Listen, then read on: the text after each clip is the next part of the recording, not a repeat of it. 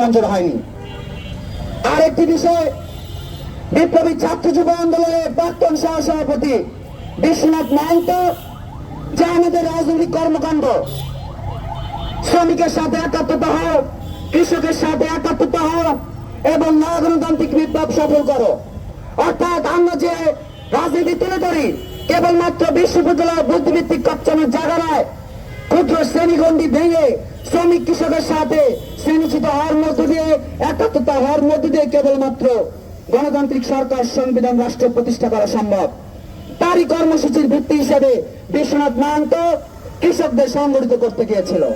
সেখানে দেখলাম 2023 সাল থেকে আওয়ামী ফ্যাসিবাদ বিরোধী সংগ্রামে বিপ্লবী ছাত্র যুব আন্দোলনের যে প্রত্যক্ষ সংগ্রাম, তারই ধারাবাহিকতায় তিনিও ছিলেন যুক্ত।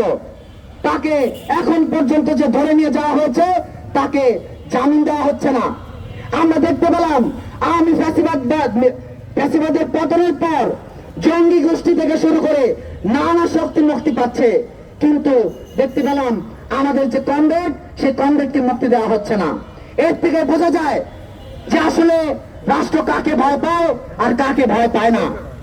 সংগ্রামী বন্ধুগণ,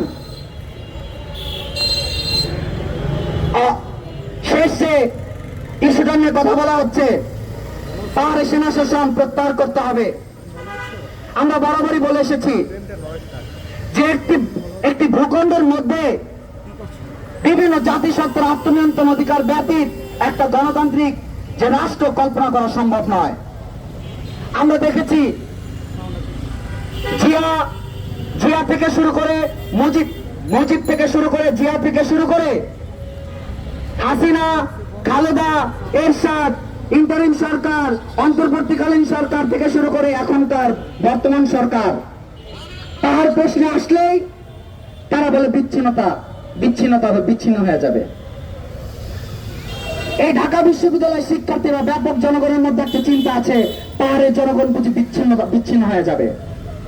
আমরা বলতে চাই, এত কথা বলা হয়, পাহাড়ের জনগণের উপর কি নিপীড়ন হয়, পাহাড়ের জনগণ কি চায়, সেটা নিয়ে আপনারা কেন প্রশ্ন তোলেন না? লগন, লংদু, নামিয়াচর সহ যে এতগুলো গণহত্যা হয়েছে, সেই গণহত্যার কোন সুষ্ঠু তদন্ত এখন পর্যন্ত হাজির করা হয়নি।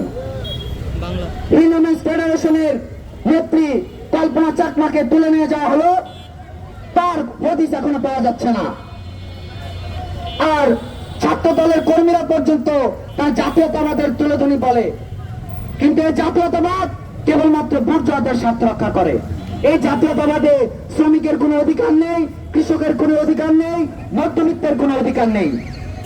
অর্থাৎ পাহাড় এবং সমতলের বিভিন্ন জাতিসত্তার আত্মনিয়ন্ত্রণ অধিকারের প্রশ্নে অবিলম্বে পাহাড় থেকে সেনা শাসন বন্ধ করতে হবে এবং সকল যে রাজনৈতিক বন্দীদের যে হত্যাকাণ্ডের চক্রান্ত, তা অতি তাড়াতাড়ি সেই পায়তারা বন্ধ করতে হবে।